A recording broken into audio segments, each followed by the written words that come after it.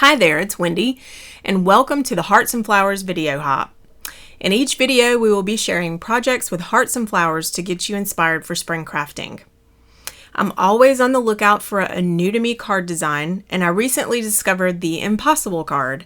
It turns out that it's super simple to create, and you can easily adapt the base for any size card you want. I'll be featuring some of the images from TaylorMade Cards for You's vintage Valentine set, and I've sized them to fit on 5x7 inch card bases. Now I want the bases to be in portrait orientation, so I've positioned the card horizontally in my Scor-Pal, and I'll score right down the center. The next score line will be centered vertically, and I'll stop at the horizontal center score line. Now I'll flip vertically, and I'll score at 1 inch on each side, stopping at the center line. And your score lines should look like a football goal when you're done. And I'll repeat this for all of my card bases.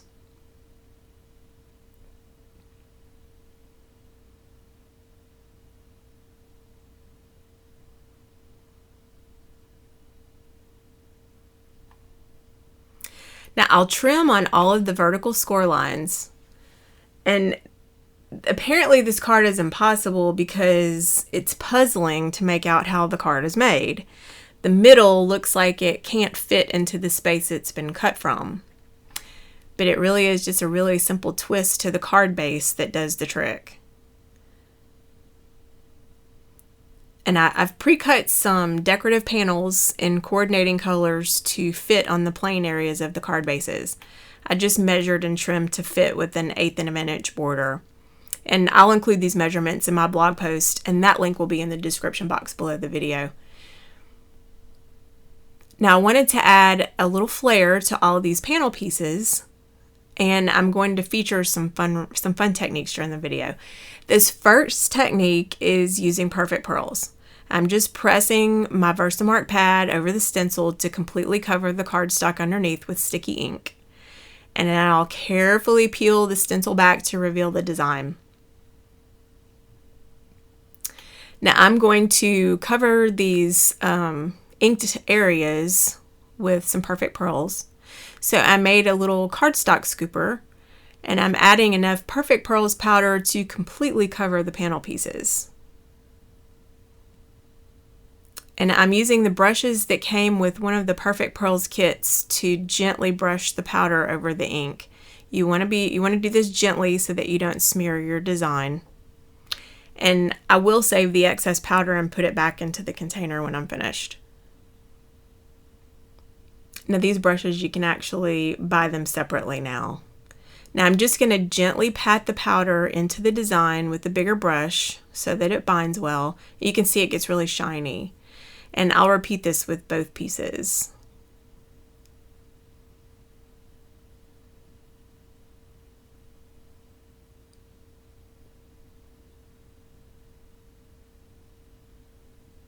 Now, a Swiffer pad works really great to dust off all the powdery leftovers. And then you'll want to mist with some water to set the perfect pearls to keep it from smearing. And I usually just spray a little bit into the air and wave the cardstock through the mist.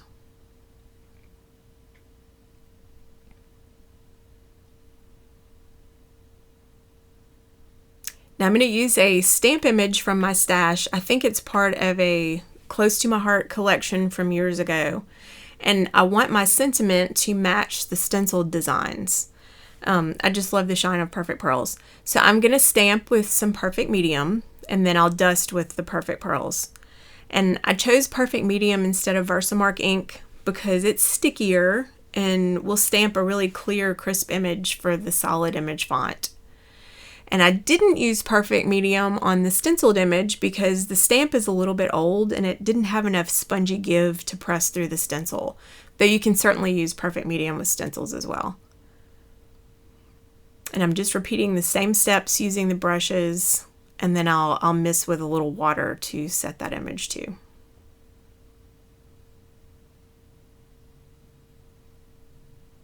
Now, if you've watched my videos before, you know that I like to add some ink distressing to my projects. And I'm using an ink blending tool and Faded Jeans Distress Oxide ink for a little extra color on the edges of the cardstock. And it's a quick and easy step and gives a nice finished look to your piece.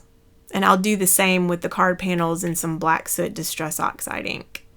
And you'll see it goes right over the perfect pearls without moving and removing any of the powder. And that's one reason why it's really important to set the powder with a quick mist of water.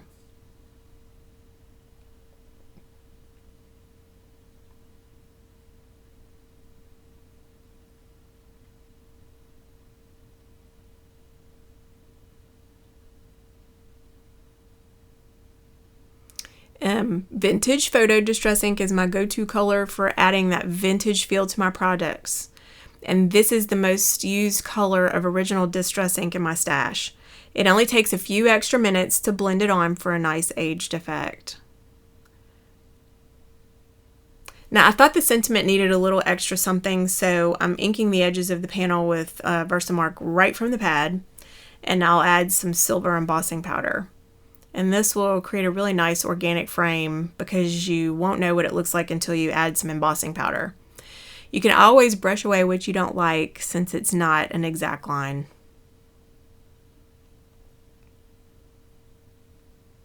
And I'll melt the powder with a heat tool. That is just so satisfying to watch. That's one of my favorite parts of embossing. Now, there were a few specks of powder since I didn't dust the paper with a powder tool to reduce static. I always forget that step. I'm gently scratching the specks with the tip of my X-Acto knife to remove them. And here's the finished card. I added some final touches with crystal stickles on the Valentine and added a few sequins to the sentiment. Now, the little secretary image on this Valentine inspired me to go with an office theme for this card. I have a past Club Scrap stencil with a panagram, or a sentence that uses all 26 letters of the alphabet. And it was commonly typed to test the letter quality of using typewriters back in the day. So I'm going to use the new Deco Foil Transfer Gel Duo and some gold Deco Foil to decorate these panels. Now I've already taped down my stencil with some washi tape, and I'm just going to spread a thin layer of gel over the stencil with a palette knife. And I'll scrape away any excess and return it to the container so that I don't waste any. And I want to make sure I have a nice, even design, so I'm taking care to make sure all of the cardstock is covered. Now I'm going to carefully remove the stencil, and I'm going to have to peel away my design because it did stick. It's really sticky. And so I'm going to set this aside to dry until it dries clear. Now this next card, I'm going to be using the Perfect Medium pens and a stencil from my stash. And I decided on the design for this card panel, so I'm going to use the pen with a brush tip, since those little areas are so tiny. And I'm going to use some gold embossing powder on the design, so I'm using a powder tool to remove static. And then I'm going to add some adhesive to the back of the panel piece to keep it from slipping around since it's so small. And I'm just going to line my stencil up over the cardstock. And this is the same ink from the pad, but just in a handy pen form. It's pretty juicy since it's new, so I don't have to press really hard through the stencil to get a good inking. And the ink doesn't dry fast, so you have plenty of time to work. And I'll set that aside while I work on the next piece. Now I decided to arrange the stencil so that I get a little bit of all of the stitch lines on this panel.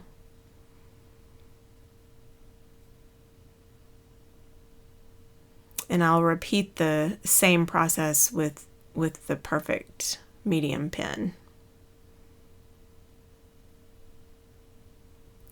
Now the sticky Perfect Medium works so well with stencils. The stenciled designs look like they've been stamped. It depends on the look I'm going for, but if I want sharp, clean, stenciled images for using perfect pearls or embossing, I'll use this method.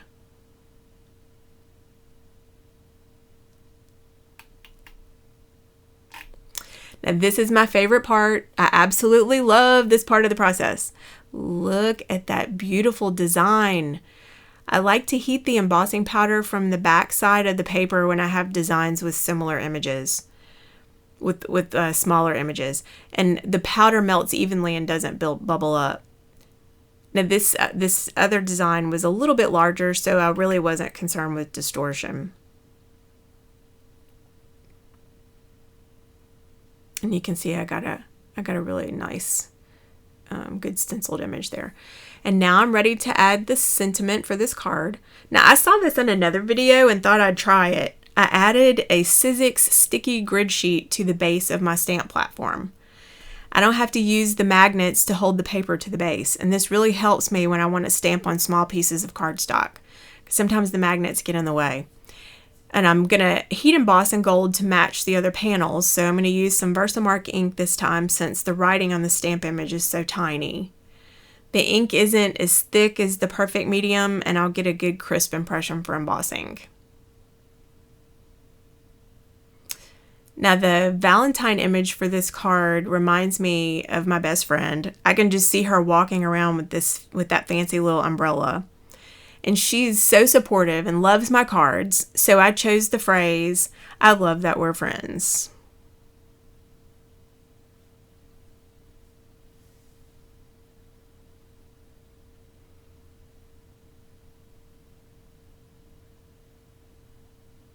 Now I decided not to add ink distressing to the whole card. I'm just going to add it to the Valentine die cut. And this step will make the die cut stand out and just blend in those white edges. Now I'm going to start attaching the panel pieces with some adhesive. And the horizontal strips that I'm using to attach this are decorative and functional to keep the card together, but you can add larger pieces of cardstock in this area to be able to write your own sentiment. And I'm not gonna write on these cards because I want them to be a fun holiday decoration to display. You can see how easy this card assembles. They're endless ways to decorate this type of card. It's a great way to use up pattern cardstock as well.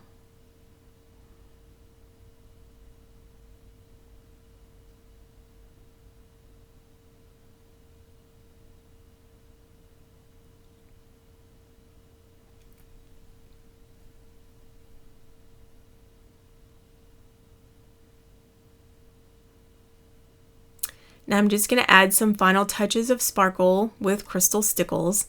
And keep in mind that you don't want to add too much weight to the focal images of these type of cards because they will start to fall over if they're too heavy.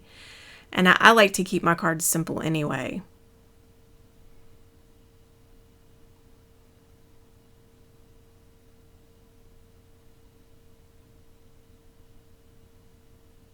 Highlighting with stickles or some type of glitter gel always adds a nice glittery effect without the glittery mess. Now the transfer gel is clear and completely dry, and I'm going to add some gold deco foil using my Cuttlebug. I made an embossing sandwich starting with an A and B plate, and then I'll layer the cardstock with the pre-cut pieces of deco foil on top of that. And then I'm going to add a Sizzix rubber embossing mat and the second B plate, and then a cardboard shim. And I ran it through the machine a few times to make sure I had good adhesion.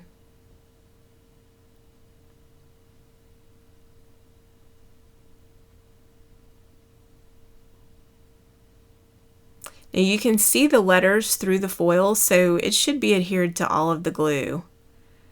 And look at that. Perfect. I can't wait to do this again with more stencils and some of the other foil colors.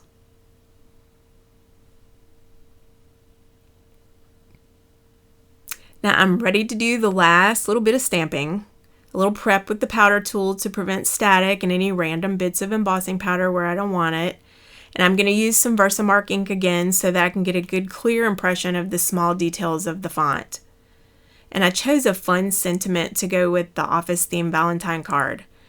You had me at your proper use of your. This would also make a it would make a fun Valentine's sentiment for a school teacher. So I might just have to give this one to my mom.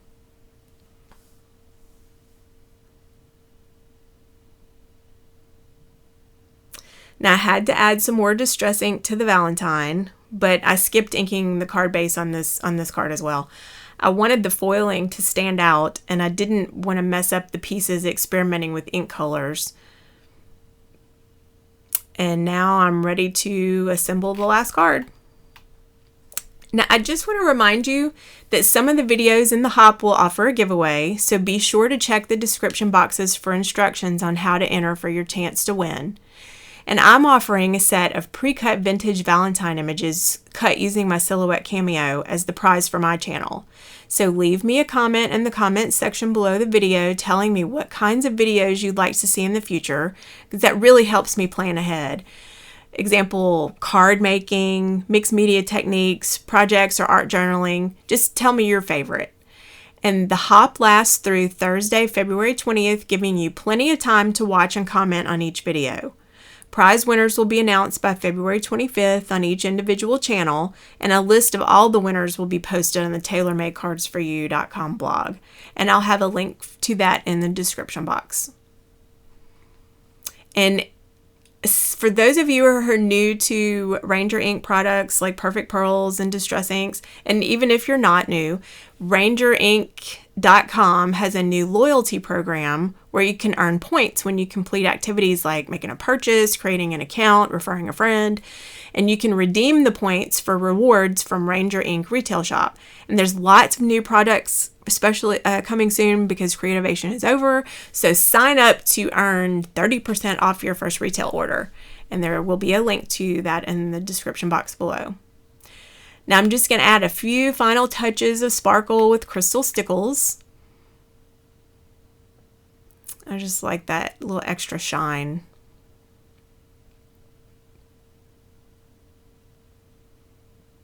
And here are some close-ups of my finished cards.